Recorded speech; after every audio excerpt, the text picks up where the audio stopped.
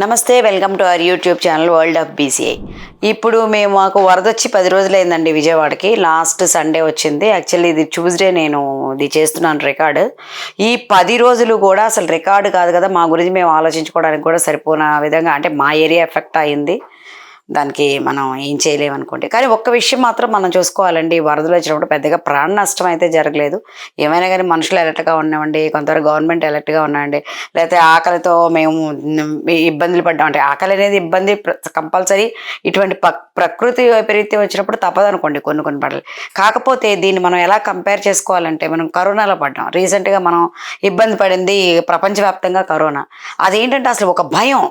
ఇప్పుడు ఏంటంటే జనరలీ అంత భయం లేదండి. నేను ప్రతిరోజు ఇదే మా వాళ్ళకి మెసేజెస్ పెడుతూ ఉంటాను, మీరు ప్యానిక్ అవ్వద్దు, జాగ్రత్తగా ఉండండి అనేసి, అవ్వక్కర్లేదు అని. ఇవన్నీ ఏంటంటే జస్ట్ మనకి వాన్ అంతే, ఒక ప్రకృతి మనకి వాన్ చేసింది అంతే, పనిష్ చేయలేదు. ఏమని వాన్ చేసిందంటే ప్రకృతిని మనం చెడగొడుతున్నాం, అది మాత్రమే మనకు వచ్చిన వార్నింగ్ ఇది. అంతకన్నా ఏం లేదు. మనం మళ్ళీ మామూలు అవుతాము, మళ్ళీ పాత జీవితాలకు వెళ్ళిపోతాము. కొద్ది ఆస్తి నష్టాలు జరిగి ఉండొచ్చు. అందులో ఏంటంటే చిన్న చిన్న ఇళ్లలో ఇంకా జరిగి ఉండొచ్చు. అది కొంతవరకు వాళ్ళకి ఒక 6 నెలలు పట్టొచ్చు, 3 నెలలు పట్టొచ్చు కోలుకోవడానికి. కానీ దానికి గవర్నమెంట్ కూడా చాలా హెల్ప్ చేస్తూ ఉంది, చాలా వరకు చేస్తూ ఉంది. ఫుడ్ అంతా సప్లై చేస్తూ ఉంది, కొన్ని చోట్లకి తేలేకపోతూ ఉంది. దాన్ని అంతా కూడా మనం ఏం చేయలేదు, అంత టెంపరీ టాస్క్. బట్ ఇక్కడ ఇవన్నీ ముగుస్తుంది. ఇవాళ కాకపోతే రేపు, రేపు కాకపోతే ఎల్లుండి కంప్లీట్ అందరం మనం మన లైఫ్లో బ్యాక్ వచ్చేస్తాం. అంతవరకు పక్క. అయితే మనం చేసింది ఏంటి, దీనికి మనం ఏం చేయాల్సి ఉంది, మన బాధ్యత. ఎంతసేపు వీఆర్ బ్లేమింగ్ గవర్నమెంట్, లేకపోతే వీఆర్ బ్లేమింగ్ కట్టిన బిల్డర్, లేకపోతే ఇంకో బ్లేమింగ్ ఇంకోటి. మనం ఏం చేసామంటే బేసిక్గా మనం కొనుక్కునే ఇళ్ళు కానీ, మనం ఉండాల్సిన చోటు కానీ కొన్ని పద్ధతులు ఉన్నాయండి మనకి, ఎప్పుడు ఇవ్వబడ్డాయి. మన పేరెంట్స్ అన్నా వాస్తురీత్యా కొన్ని పద్ధతులు ఉన్నాయి, అవి మనము మర్చిపోయాం. ఈ కాంక్రీట్ ప్రపంచంలో మనము మర్చిపోయిందంటే ప్లేస్ దొరికితే చాలు ఇల్లు వేసుకుందాం అనే స్టేజ్కి వెళ్ళిపోయాం. దానికి రకరకాల కారణం, అర్బనైజేషనే కానివ్వండి, లేకపోతే స్కూల్స్ కానివ్వండి, లేకపోతే ఉద్యోగాలు కానివ్వండి, రెంట్ కానివ్వండి, డబ్బులు లేక కానివ్వండి. కానీ డబ్బులు ఉండి కూడా మనం చూసుకోకుండా అలాంటివి కొన్నాం. ఎందుకు ఇలాంటి పరిస్థితి వచ్చిందంటే, నేను విజయవాడకి అయితే చెప్తాను, 20 yearsగా ఇటువంటిది ఎప్పుడు రాలేదంటండి. మధ్యలో ఒకసారి ఎప్పుడు వస్తుంది వరద అన్నారు, కానీ ఇంత ఎఫెక్ట్ ఎప్పుడు రాలేదు. సో ఇది మనుషుల స్మృతి పదం నుంచి తొలగిపోయింది. బుడమేరు పొంగుద్ది, వరద వస్తుంది అనేది మనుషుల స్మృతి పదంలో తొలగిపోయింది. ఆ తర్వాత వచ్చిన రీసెంట్ డెవలప్మెంట్స్, ఒక 5 ఏళ్ళు 10 ఏళ్ళ నుంచి వచ్చినటువంటి కొత్త కట్టడాలు కొంచెం ఎక్కువగా ఎఫెక్ట్ అయింది. సేమ్ 20 years క్రితం ఏ ఇళ్ళు అయితే ఎఫెక్ట్ అయ్యి ప్రాబ్లం అయ్యో, మళ్ళీ అక్కడ ఆ ఇళ్ళు అలా ఎఫెక్ట్ కాలేదు. ఎందుకు? అక్కడి నుంచి లెసన్ నేర్చుకుని జనాలు స్టార్ట్ చేశారు. బట్ ఆ లెసన్ నేర్చుకుని కొంచెం నిర్లక్ష్యం చేసేసారు. ఆ నిర్లక్ష్యపు దెబ్బ ఇప్పుడు పడ్డాం. 10 రోజులు చాలా ఇన్కన్వీనియన్స్ అండి. మేము కూడా మా ఇంట్లో లేము, ఇప్పుడు కూడా నేను మా ఇంట్లో లేము, బయట నుంచి అప్పుడప్పుడు వచ్చి పని చేసుకుని వెళ్తూ ఉన్నాం మధ్యలో. సో ఇవన్నీ ఎందుకు వస్తున్నాయి అనేదే కదా మనం ఇప్పుడు మాట్లాడుకుంటున్నాం. సో మనం ఆలోచించేటప్పుడు కూడా ఏదో కొన్ని లిమిటేషన్స్ చూసుకుంటున్నాం. ఏంటి, లాయర్ దగ్గరికి వెళ్ళామా, డాక్యుమెంట్స్ కరెక్ట్గా ఉన్నాయా లేదా, లేదంటే ఇంకొక దీని దగ్గరికి వెళ్ళామా, మనం వాస్తు చూపించుకున్నామా. అయితే ఈ 2 ఆలోచిస్తున్నాం మనం. ఇక్కడ కట్టడం వల్ల ఏంటి లాస్, ఇక్కడ కట్టిన బిల్డింగ్లో ఉండడం వల్ల ఏంటి లాసు అనేది, లేదా ఆక్యుపై చేశారన్నారు బుడమేరు ఏరియాలో, అవన్నీ ఏంటి లాస్, దీని తగ్గితే మనకి ఏమవుతుంది అని మనం కూడా ఆలోచించలేదు. సో మనం ఒకళ్ళు బ్లేమ్ చేయలేదండి, బ్లేమ్ చేయక్కర్లేదు, వదిలేద్దాం. ఎనీహౌ ఫైనల్గా చెప్పేది ఏంటంటే, ఎక్కువ ప్రకృతి మనల్ని పనిష్ చేయకుండా కానీ చాలా లెసన్స్ నేర్పించిందండి, చాలా లెసన్స్ నేర్పించింది.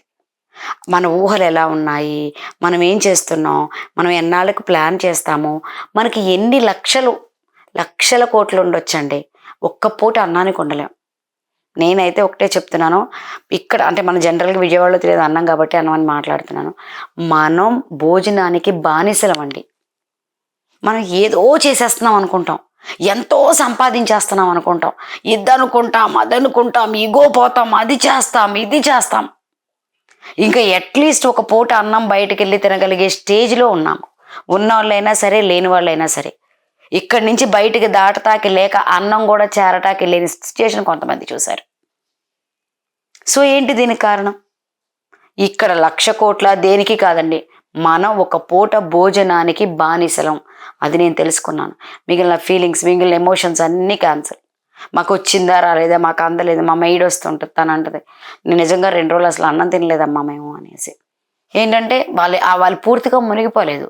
వాళ్ళ ఏరియాకి విపత్తు పెద్దగా లేదు. దురదృష్టం ఏంటంటే వాళ్ళ ఇల్లు మునిగిపోయింది, వండుకోవడానికి లేదు, బయటికి రావడానికి లేదు. పక్కింటి వాళ్ళు ఉన్నారు బాగానే, వాళ్ళు తిన్నారు, వాళ్ళు ఇచ్చారు. వాళ్ళకి భయం ఏంటి, అది సరిపోదేమో మళ్ళీ రేపు పొద్దున ఇవ్వలేమో అని. ఇవన్నీ ఏంటంటే మనం ఎక్స్పీరియన్స్తో కానీ రాదండి. ఈ ఎక్స్పీరియన్స్ అనుభవించడం అనేది మాత్రం నాకు చాలా గొప్పగా అనిపించింది. అంటే ఏంటంటే ఇలాంటి బ్యాడ్ ఎక్స్పీరియన్స్ అందరికీ రావాలనుకుంటున్నారు కాదండి. ఈ experience teachers so many lessons. నేను అవి నెమ్మదిగా నేను పడిన ఎక్స్పీరియన్సెస్ ఒకటి చెప్తూ వస్తాను మీకు. ఇంత జరిగినా మేము ఒకటే సంతోషిస్తాం. ఎంత జరిగినా పెద్దగా మాకు ప్రాణ నష్టం జరగలేదు. ఏదో రేర్గా జరిగినాయి, అసలు జరగలేదని కాదు, రేర్గా జరిగినాయి. బట్ వీ కెనాట్ టెల్ అది దానివల్లే వరద వల్లే జరిగిందని. కొన్ని షాక్స్, కొన్ని అనుకోకుండా వెళ్ళిపోవటం, కొంత జంతు నష్టం, కొంత ఇది కొత్తరికి ఎనీహో పర్వాలేదండి. ప్రాణ నష్టం అయితే జరగలేదు. నెమ్మదిగా అందరం కోలుకుంటున్నాం. ఒక 4-5 రోజులకి అందరం సెటరేట్ అయిపోతాం, నార్మల్గా ఉన్నాం. ఇటు అప్పుడప్పుడు వార్న్ చేస్తూనే ఉంటుంది ప్రకృతి. పాపం చిన్నపిల్లలు మాత్రం కొంచెం ప్యానిక్ అయ్యారండి సిచ్యువేషన్కి. ఎందుకంటే స్ట్రైట్గా వెళ్ళిపోతున్న లైఫ్లో. బట్ నాకైతే అనిపించిందండి, మా అబ్బాయికి 14 years అండి. తను ప్యానిక్ అయినప్పుడు అన్నాను, తను ఏమన్నాడంటే తను కొంచెం ప్యానిక్ అయ్యాడు ఒక టైంలో. ఆ వాటర్ సౌండ్కి మిడ్ నైట్ మేము ట్రాక్టర్ మీద ఎక్కి బయటికి తరలించాల్సిన టైంలో ప్యానిక్ అయిన నాకు ఒకటే అర్థమైంది, నేను నా బిడ్డకి లెసన్ నేర్పించట్లేదు, ప్రకృతి నేర్పిస్తుంది. Let it be. ప్రకృతి నేర్పిస్తుంది, లేదా వాడికి నేర్పించింది. ఏంటి, ఎప్పుడు లైఫ్ తెల్లగా పచ్చగా ఎట్లాగే ఉండదు. ఎంత ఉన్నా ఉండదు, ఎన్ని డబ్బులున్నా ఉండదు, ఎంత కంఫర్ట్గా ఉన్నా ఉండదు. 5th floorలో ఉన్నా లేదు చూడండి. మాకు 5th floorలో ఉండి హాయిగా కంఫర్ట్గా గేటెడ్ కమ్యూనిటీలో మాకు మరి కంఫర్ట్ లైఫే కదా మనం పిల్లలకి ఇస్తున్నాం అనుకుంటాం, కానీ జరగలేదు. నేను నేర్పలేకపోయిన లెసన్ ప్రకృతి నేర్పింది వాడికి. ఇటువంటి సిచ్యుయేషన్స్ నుంచి మళ్ళీ రికవర్ అయిపోతాము, మళ్ళీ ఇలాంటి విపత్తులు వస్తుంటాయి, మళ్ళీ మనం రికవర్ అవుతాము, ఒక లెసన్ నేర్పింది. ఇంతకన్నా గొప్ప తల్లి ఎవరుంటారండి. ఇట్లా ప్రతి ఒక్కళ్ళు జరిగిన దాన్ని మళ్ళీ మనం కలుసుకునే రోజు ఉంటుంది కదా, ఆ రోజున ఇది ఆలోచించండి. ఈ విధమైన విపత్తులు మనం నేర్చుకుంటున్నాం, మన పిల్లలకి నేర్పుతున్నాం. ప్రకృతి కూడా మనకి ఎన్నో సంతోషాలు ఇస్తుంది, ఎన్నో పళ్ళు ఇస్తుంది, ఎన్నో ఆకులు కాయలు అన్నీ ఇస్తుంది, సంతోషాన్ని ఇస్తుంది. టూర్లు వెళ్తున్నాం, తిరుగుతున్నాం. బట్ ఇక్కడే ఉండి హోటల్ రూమ్లో కూడా, ఇక్కడే ఉండి తిండి లేక కూడా బ్రతకాల్సిన పరిస్థితి వచ్చింది. పూరా రిచ్చా కాదండి, ఏది కాదు. ప్రకృతి మనం వీఆర్ జీరో. ప్రకృతి ముందు వీఆర్ జీరో. మనం ఎదిరించి ఏ పని చేయలేం. తను పాజిటివ్ ఇస్తే పాజిటివ్ తీసుకోవాలి, నెగిటివ్ ఇస్తే నెగిటివ్ తీసుకోవాలి, అంతే. మనం వీలైనంత జాగ్రత్తలు తీసుకుని ఫ్యూచర్లో తనకి ఇబ్బంది, ప్రకృతికి ఇబ్బంది కలగకుండా బ్రతకటం నేర్చుకోవటం ఒక్కటే సొల్యూషన్ మన దగ్గర ఉంది. నాకైతే అర్థమైన అనుభవం ఇదేనండి. ఉంటానండి, సెలవు. సబ్స్క్రైబ్ చేయండి, లైక్ చేయండి, టంగు మనకి గంట కొట్టండి.